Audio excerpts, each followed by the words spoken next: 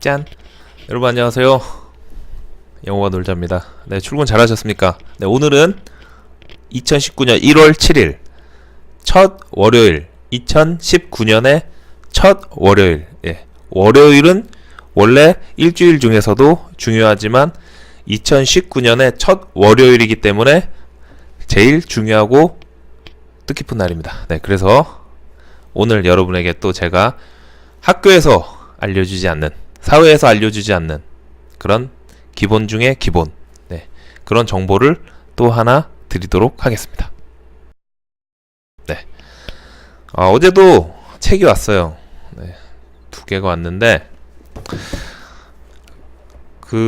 여러분들이 궁금해하실 것 같아요. 너 그렇게 책이 많이 오는데 그걸 다 읽냐? 네, 열심히 읽고 있는데 책이 쌓여가고 있긴 해요. 근데 책을 그렇게 좀 쌓아놔야지 속도를 내서 이제 읽을 수가 있거든요. 그래서 어저께도 커피숍 가서 점심 먹고 나서 이제 책을 한 3시간 정도 읽었는데, 저는 이제 주중에는 이제 일 끝나고 밤 늦게까지 하는 데는 이제 커피숍 없으면 스터디 카페, 저번에 말씀드린 거기서 이제 책을 보고, 아니면은 주말 같은 데는 커피숍이 이제 낮에도 하니까, 예, 낮에는 스터디 카페를 가지 않습니다. 그때 이제 커피숍 가서 책을 보고, 밤에는 늦게까지 하는 데는 스터디 카페가 뭐 24시간 하는 데도 있고 뭐 2시까지 하는 데도 있으니까, 네, 그럴 때는 스터디 카페를 이용합니다.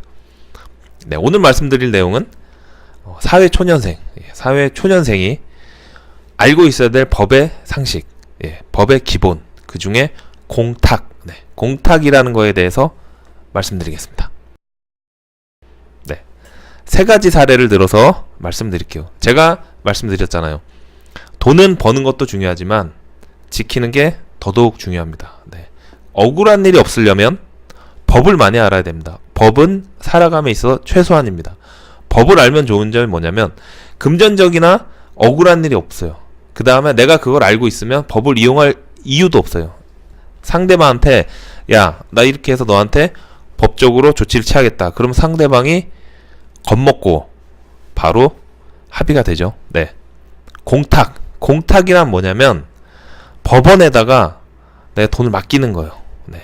뭔가 합의가 안 됐을 때 법원에다가 야, 나는 이렇게 합의를 하고 싶어. 근데 저놈이 합의를 안 하려 그래. 그래서 내가 너한테 돈을 줄 테니까 네가 잠깐 갖고 있어. 그런 의지를 보여주는 게 이제 공탁이죠. 쉽게 말씀드린 거예요. 네. 그럼 이제 3가지.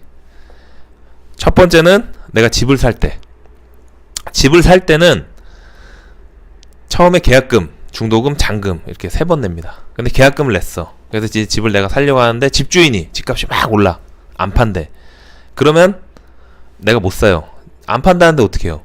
그러면 계약금하고 위약금 받으면 돼요. 그럼 저는 어떻게 보면 집은 못 샀지만 위약금을 제가 받으니까 그걸로 금전적인 이득을 좀 취해서 다른 집을 사면 됩니다. 근데 중도금까지 내가 냈어. 네, 그 다음에 잔금 치를 때 냈는데 집주인이 집값이 계속 오르니까 중도금까지 다 주고 위약금까지 주겠대. 근데 내가 나 이 집 사야겠어. 그러면 얘기가 틀려집니다.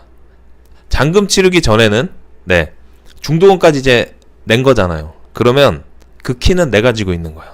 내가 집을 사겠다. 그러면 집주인은 나한테 무조건 팔아야 돼요. 그게 판례가 나와 있어요. 중도금 전에는 집주인이 키를 쥐고 있고 중도금 이후에는 살려는 사람이, 그러니까 매수자가 키를 쥐고 있습니다. 근데 이제 집주인이 돈 안 받으려고 그래. 잔금을. 팔기 싫으니까. 집값이 계속 오르고. 그럴 땐 어떡하냐. 그때도 공탁을 하면 됩니다. 잔금을 법원에다가 공탁을 하고, 어차피 그 집은 내 집이니까. 네, 그렇게 해서 집을 사면 됩니다. 네, 그 다음에 두 번째는 이제 내가 가게를 잘하고 있어. 근데 이제 건물주가 바뀐 거예요. 건물주가 바뀌었는데 건물주가 바뀌어도 임대차 계약은 승계가 됩니다. 네, 그대로 저는 월세 내고 영업을 하면 돼요. 근데 이제 건물주가 뺏고 싶은 그런 마음이야. 그래서 계좌번호 안 알려줘요. 근데 월세를 한 3달 정도 밀리면 나가라고 할 수가 있잖아요. 계약서에 그렇게 명시가 돼 있으니까.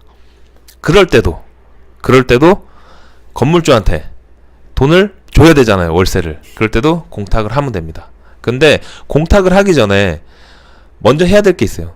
내용 증명이라는 걸 보내야 돼요. 내용 증명은 내가 무슨 소송을 취하기 전에 이런 액션을 한다. 네, 그런 게 이제 내용 증명인데 등기부 등본을 떼면 거기에 건물주의 주소가 나와 있습니다. 네, 그러면 내용 증명 세 통을 작성해서 하나는 우체국에서 해야 돼. 우체국 가서 하나는 내가 갖고 하나는 그 주소지로 보내고 하나는 우체국에서 우체국장에 갖고 있는 겁니다. 네, 그렇게 해서 내용 증명을 보내서 야 이러이러해서 월세 계좌를 줘라. 난 월세를 내고 싶다. 이런 식으로 했는데 반응이 없다. 그럴 때도 공탁을 하면 됩니다.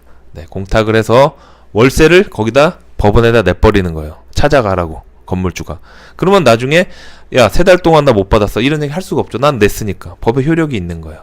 네, 이게 바로 공탁이에요. 그 다음에 이제 세 번째는 예를 들면은 시비가 붙어서 뭐 싸움이 났어. 근데 저는 이제 복싱을 하잖아요. 네, 복싱을 하는데 내가 때렸는데 걔가 데미지가 커. 그래서 합의를 하려고 하는데 얘가 턱없이 높은 금액을 부르는 거예요. 네. 그러니까 시세가 있잖아요. 시세가. 네, 저는 뭐 그런 일이 없기 때문에 잘 모르겠습니다. 근데 시세가 있는데 내가 500만 주면 되는데 이놈이 1000만 원을 달래. 그럼 합의가 안 되잖아요. 난 합의를 하고 싶은데. 그럴 때도 법원에다가 500만 원을 공탁을 해버리면 됩니다. 난 이렇게 합의를 하고 싶어서 시세대로 줬으니 합의를 하려면 찾아가고 아니면 알아서 해라. 근데 대부분 이제 공탁을 하게 되면 그 찾아가서 할 수밖에 없어요. 왜냐면 공탁을 받아주는 것 자체가 법원에서 내 편을 들어주는 거잖아요.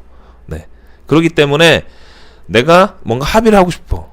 근데 상대방에서 그게 안 될 때는 공탁을 이용하시면 됩니다. 공탁을 이용하는 방법은 인터넷으로도 접수가 돼요. 네. 인터넷으로도 되니까 하면 되고 귀찮으면 약간의 그 수수료를 주고 법무사를 통해서 이렇게 하셔도 됩니다. 네. 그래서 지금 제가 말씀드린 공탁 이용하는 3가지 사례를 말씀드렸는데 이런 걸 알고 있어야 돼요. 알고 있으면 내가 억울한 일이 없어요. 그럼 내가 젊은 나이에 여러분 이제 20, 30대잖아요. 내가 열심히 지금 사업 장사를 하고 있는데 건물주가 횡포를 부리면 아 사장님 공탁 막힐 테니까 찾아가세요. 그럼 바로 계좌번호 줄 수밖에 없는 거예요. 아, 이 젊은 친구가 이런 걸 알고 있구나. 네, 많이 아셔야 됩니다. 네, 그래서 제가 오늘 또 2019년 첫 월요일이어서 팁을 드렸습니다. 도움이 되셨나요? 네, 제가 이렇게 학교에서도 알려주지 않는, 사회에서도 누가 알려주지 않는 이런 법의 상식, 아니면 법의 기초, 기본, 네, 아니면 부동산 상식, 그런 것도 굉장히 많이 있는데 앞으로 그런 것도 제가 많이 알려드릴게요. 해서 내 소중한 재산을 지킬 수 있게 제가 계속 좋은 정보 드리고 도움을 드리도록 하겠습니다. 네, 고맙습니다.